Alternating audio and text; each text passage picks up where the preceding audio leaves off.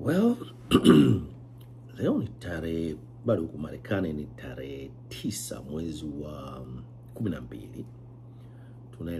Tumebakiza siku chache sana kumaliza mwaka 2025. Na katika siku ya mwezi wa 12 tarehe 9 katika nchi ya Jamhuri ya Muungano wa Tanzania imekuwa na taratibu za kusherehekea uhuru, kwa sababu tulipata uhuru Tanganyika mwaka 1961 tarehe 9 mwezi wa 12. Bendera ya Mwingereza ile Union Jack iliteremshwa, na kwa mara ya kwanza bendera ya Tanzania ikapandishwa tarehe 9 mwezi wa 12 mwaka 1961. Ukipiga mahesabu au ukifanya mahesabu mpaka sasa hivi huu mwaka 2025, yani leo hii huko upande wa Marekani, ambapo sasa Tanzania huko ni jioni, usiku, wanaelekea tarehe 10, walitakiwa kusherehekea sherehe za uhuru wa Tanganyika, ambapo sasa hii nchi inaitwa Jamhuri ya Muungano ya watu wa Tanzania, yani Tanzania, kusherehekea mwaka wa 64 toka hii nchi ya Tanganyika ilipata uhuru, lakini kaenda ikaungana na Zanzibar mwaka 64, tukawa na hii nchi inaitwa Tanzania. Sasa swali la kujiuliza, kwa nini kulikuwa hakuna sherehe mwaka huu? Wengi tunafahamu kwamba kulikuwa katika ratiba ya nchi, kulikuwa kunatakiwa kufanyike uchaguzi tarehe 29 mwezi wa 10. Kama kawaida ya kikatiba na sheria katika nchi ya Jamhuri ya Muungano wa Tanzania, kila baada ya miaka 5 unafanyika uchaguzi. Kwa hiyo katika kalenda ya mwaka huu ilikuwa ni tarehe 29 mwezi wa 10. Lakini kutokana na matukio mbalimbali,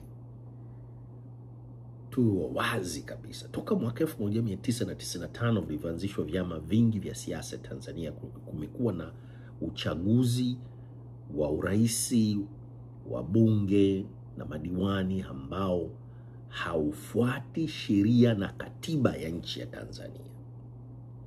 Chama kilichokuweko madarakani, kwa sababu kinataka kuendelea kukaa madarakani, na kuna vyama vingine vya kisiasa hapo ambavyo na vyenyewe navyo vinapigania kuingia madarakani kihalali kabisa kwa kufuata sheria na katiba hii walijiwekea hapo Tanzania. Lakini cha ajabu, tumeona kwa wazi kabisa, na mpaka viongozi waliowahi kuwa mawaziri na ma-DC wakizungumza jinsi ambavyo wanabaka demokrasia, wanavyoiba uchaguzi, na hakuna hatua zozote za kinidhamu zinachukuliwa dhidi ya hao watu, pamoja na serikali yenyewe iliyokuwa madarakani ambayo inaingia kwenye uchaguzi kama incumbents. Wanavuruga taratibu, sheria na katiba ya Jamhuri ya Muungano wa Tanzania ambao wameiandika wao wenyewe dhidi ya wagombea wengine wa vyama vya siasa. Sasa katika mwaka huu wa 2025, matukio nyuma yote sitayarudia kuyazungumza kwa sababu ya muda hapa. Mwaka huu wamekwenda, wazungu wanasema extremist, ya mwaka 2024, na hivyo mwaka 2019 navyo walifanya hivyo katika chaguzi za serikali za mitaa. Mwaka 2020 walifanya hivyo, mwaka 2014 na 2015. 2024 walikwenda wakafanya hivyo 2025. Lakini sasa kitu kimoja ambacho wamesahau, kwamba katika nchi yoyote duniani kuna kuwepo na demographic change. Ndio hii sasa inaitwa Gen Z. Wamekuwa miaka 20 iliyopita, wameona jinsi ambavyo wanadhulumu wagombea wengine kupitia vyama vya siasa, wanadhulumu haki ya kuishi ya Watanzania. Kwa mfano, wanateka, wanatesa, wanaua watu ambao wanaisema serikali. hiki kizazi kipya hiki, kwa sababu ya demographic change, kimesema inatosha. Kikaingia barabarani tarehe 29, wao hawakutegemea, na kikaleta madhara makubwa ya uharibifu wa mali, miundombinu, na kibaya zaidi, katika kuretaliate, serikali ikaamua kutumia bunduki na risasi za moto kwenda kuwafuata Watanzania majumbani kwao, mitaani na barabarani, na kuwaua na kuwajeruhi vibaya kweli. Sasa kwa sababu wanataka kuendelea kukaa madarakani kinyume cha katiba na sheria, na wanajiona kabisa wanashindana na kizazi kipya, jaribu kuwatishia, kuwapiga risasi, kuwaua, na kwenda kuwaua watoto, wakina mama ndani ya nyumba, na kufikia hatua ya kuwanyima hata haki zao au Tanzania, kwenda kuwazika, wazungu wanasema, their loved ones, na kuichukua hiyo mili na kwenda kuweka katika mass grave. Hii nchi ya Tanzania ilipata uhuru mwaka 1961 chini ya Mwalimu Julius Kambarage Nyerere. Sasa kwa haraka duniani, katika nchi za magharibi, Ulaya, jumuiya za Ulaya, taifa makubwa hata Marekani, wamelaani hivi vitendo vya hii serikali. Sasa kwa kutaka kutumia propaganda kuwalaghai wananchi wa Tanzania, wamelitengeneza hilo tukio lao waliolifanya tarehe 29 mwezi wa 10 na tarehe 30, na mpaka hapa tulipofikia ni kwamba kuna vita vya uchumi. Mnakumbuka Magufuli alisema kwamba Tanzania, wakati yeye ni rais wa Jamhuri ya Muungano wa Tanzania, kwamba tupo katika economic war. Ilivyoanza na ilivyoisha hata hatukujua. Sasa hivi imerudi tena, wanatumia playbook ile kwamba tupo katika vita vya kiuchumi dhidi ya uranium ambayo ipo Tanzania. Sasa Profesa Anna Tibaijuka ameandika, tamkoti maneno yake yote aliyoandika, na anaanza kwa kusema hivi: hii theoria hii ya vita vya kiuchumi si chochote, ndugu zangu wa Tanzania, zaidi ya blanketi la propaganda lililotupwa kufunika janga la kisiasa la ndani katika nchi ya Tanzania. Ni kisingizio tu na hakuna zaidi. Sasa Profesa Tibaijuka huyu, ambaye alishawahi kushika nyadhifa mbalimbali katika serikali pamoja na mashirika ya kimataifa duniani, anasema tuwe wawazi. Hakuna nguvu ya kigeni iliyolazimisha Tanzania kuua raia wake, haipo. Na hakuna mkataba wa uranium uliyekanyaga kitufe cha kuua Generation Z.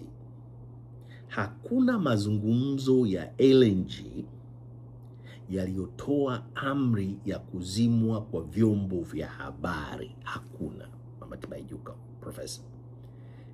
Haikuwa Rostam, haikuwa Shell, haikuwa Washington DC hapa Marekani, bali ilikuwa ni nini? Hii ilikuwa uongozi wa Tanzania ukipatwa na kigugumizi na hofu kubwa iliyojaa ya ukachagua kutumia nguvu za dola dhidi ya wananchi wake wasio na silaha, hawajabeba silaha aina yoyote, wana mikono yao tu.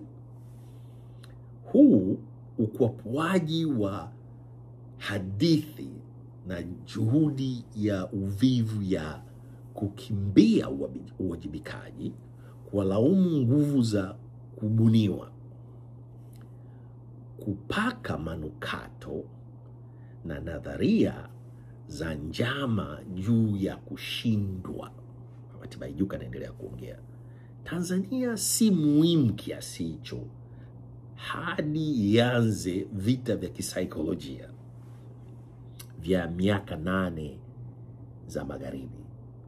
Kama magharibi wangetaka destabilize Tanzania, wasingekaa kungojea TikTok, wangeanza na vikwazo, kwa mfano kama vya benki, vya kidiplomasia. Na hakuna hata kimoja kilichotokea kabla ya Oktoba 29 mwaka 2025. Ukweli ni rahisi na mchungu zaidi. Mgogoro ulitoka ndani ya Tanzania. Hofu, ubabe, uzembe na mashine ya dola iliyoporomoka. Anaandika Tibaijuka, acheni kuficha nyuma hadithi za uranium. Acheni kuwadhalilisha wahanga kwa kuwalaumu uchechefu wa mataifa makubwa. Uwanja wa vita uko hapa hapa kati ya utawala unaogopa wananchi wake na kizazi cha vijana kilichokataa kuongozwa na hofu. Na mwisho anahitimisha hapa, anasema hivi: kilichotokea tarehe 29 Oktoba, Novemba, mpaka hapa Novemba tarehe 3 mwaka 2025 hakina uhusiano wowote ule na masoko ya uranium duniani. Mikataba ya kampuni inayochimba uranium inaitwa Rostam ya taifa hili la Urusi huko Russia, mazungumzo ya LNG na utaifa wa rasilimali. Ili tukio hili la tarehe Oktoba 29 mwezi wa 10 mpaka Novemba tarehe 3 mwaka 2025 ilikuwa ni hofu ya kisiasa ya ndani, maamuzi mabovu ya kijeshi na matumizi ya nguvu za dola. Basi hakuna kitu kingine.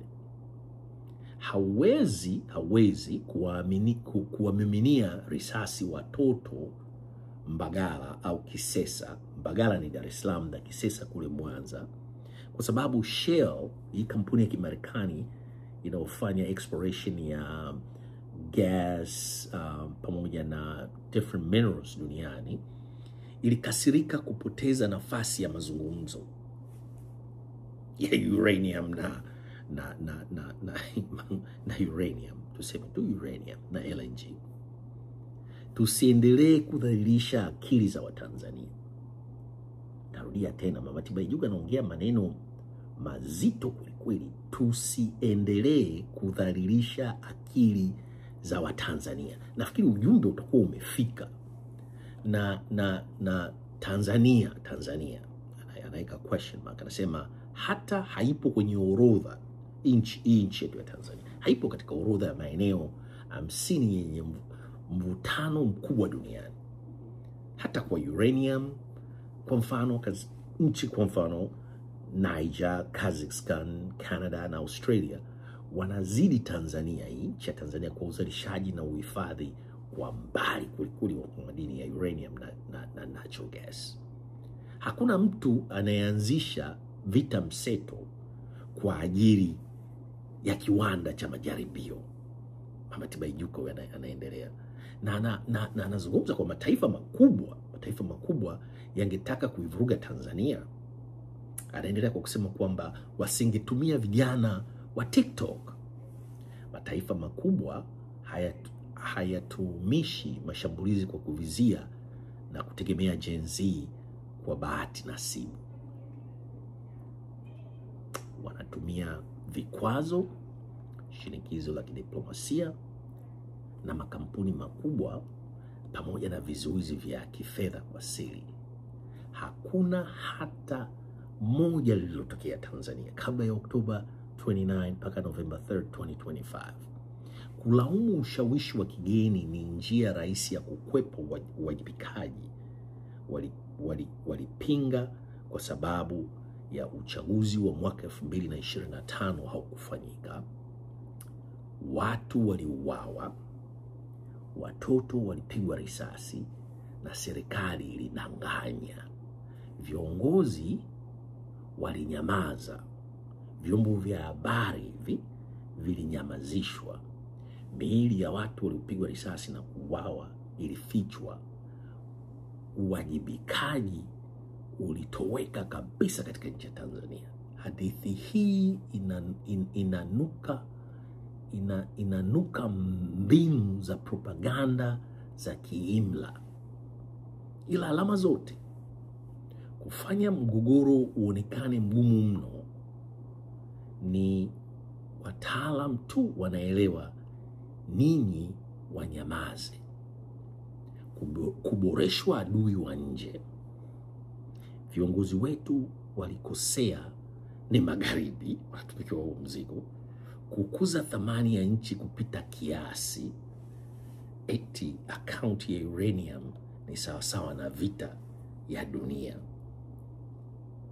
Kutumia uzalendo kama silaha wakati wao si wazalendo. Ukikosoa hii serikali unasaidia maadui. Hii ni ada ya kawaida ya tawala zilizoporomoka duniani ili kuwachanganya na kuwanyamazisha raia. Ukweli ni rahisi na unauma zaidi. Tanzania haiko chini ya shambulio la kiuchumi. Tanzania iko chini ya utawala wa kiimla. Kuanguka kwa taasisi zake, kukalia madarakani kinyume cha katiba, ukosefu wa uwajibikaji kwa viongozi, kutengwa kwa vijana kwa kiwango kikubwa kwelikweli. Hadithi ya vita ya uchumi ni kitu cha kung'aa, cha kuwazuia watu kuuliza maswali ya msingi. Kwa nini Watanzania wasiokuwa na hatia waliuawa? Nani alitoa hiyo amri?